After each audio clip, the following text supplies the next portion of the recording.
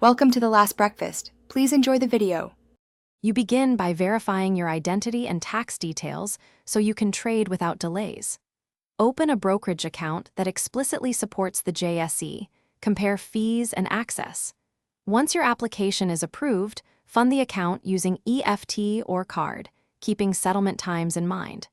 Make sure the brokerage provides a client account number and access to market data. This first setup gets you legally able to trade and ensures you have cleared funds to place live buy orders on the exchange. You now pick the company and check liquidity, fundamentals, and recent price action so your trade executes smoothly.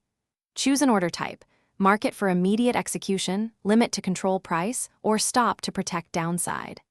Enter the exact ticker, quantity, and limit price if using one. Double-check total cost including fees and any duties before you submit.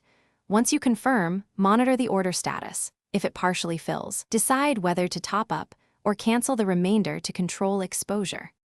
You finish by reviewing the trade confirmation and contract note to ensure the correct ticker and quantity were executed.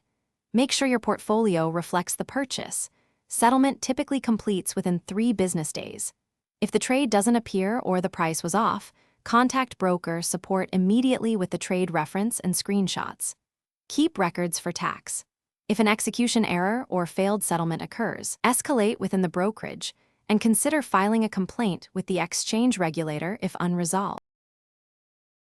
Thanks for watching. If this was helpful, leave a like and consider subscribing. See you next time.